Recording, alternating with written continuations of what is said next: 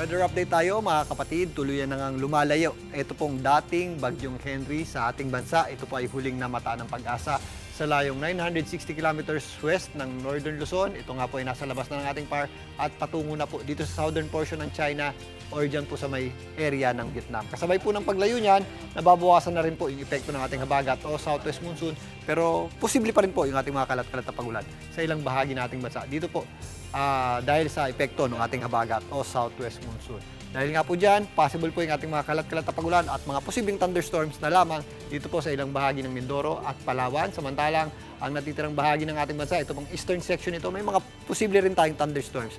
Dulot naman ng ating tinatawag na easterlies at nagdudulot din po yan ng mainit at maalinsangang panahon sa ating bansa. At mga kapatid, kasabay po ng unti-unti pang paglayo nitong dating Bagyong Henry, mas magiging maganda pa po at maaliwalas ang panahon natin, lalong-lalo na ngayong weekend. Magiging malinsangan po panahon natin At kung may mga pagulan tayo, ito po yung mga afternoon showers na lamang natin at thunderstorms. O yung mga pulo-pulong pagulan na kadalasang nangyayari tuwing hapon at gabi. Pero sa kabila po ng magandang panahon ngayong weekend, meron po tayong inaasahang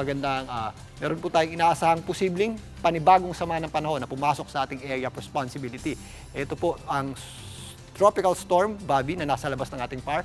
Narito po yung tropical cyclone threat potential ng Pag-asa. Pinapakita dito na ito pong ating aasahang bagyo ay papasok sa ating area of responsibility maaaring sa darating na Tuesday hanggang Wednesday at yan po ay kikilos generally northwestward patungo dito sa itaas na bahagi ng ating bansa. At sa susunod na linggo or sa susunod na weekend, nandito na po yan sa may area ng Taiwan. Ito po ay general area lamang po na posibleng puntahan ng bagyo at maaari pa po yung magbago dahil napakalayo pa po nito at posible pa pong magbago yung kanyang lakas at direksyon. Ito namang number 2 ay posible rin pong low pressure area na medyo mababa pa ang tsansa na magkaroon tayo ng isang sirkulasyon dyan. Pero ito pong may kulay pula ay halos certain na po dahil isa na po yung buong bagyo o isa na po yung tropical storm na nasa labas ng ating area of responsibility. Napakalayo pa po niya sa ating area of responsibility. Sa katunayan, nasa labas pa po yan ng information domain ng Pag-asa. Pero ito po ay isang full-blown tropical storm o isa pong ganap na bagyo. Nakikita natin na lalakas pa po yan sa mga susunod na araw at kikilos papalapit sa ating area of responsibility. Posible po yan umabot hanggang super typhoon category habang binabaybay itong East Philippine Sea. Yeah, again, ito po ay sa ngayon hindi pa natin inaasang maglandfall or tumama sa lupa pero yan po ay posibleng magpalakas sa ating habagat o southwest monsoon na posible pong magpaulan sa atin sa susunod na linggo.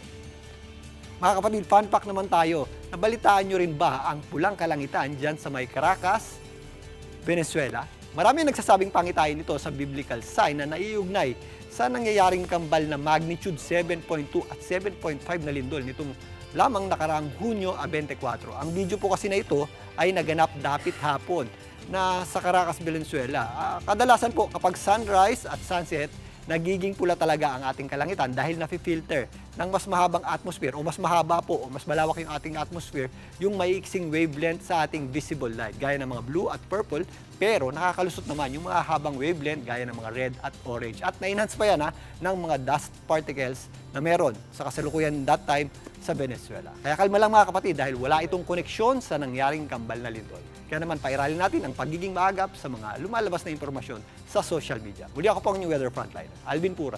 Lagi may panahon para sa inyo. Mga kapatid, Julius Babaw po. Para sa komprehensibo at makabuluhang balitaan at talakayan, mag-follow at mag-subscribe na sa social media pages ng News 5.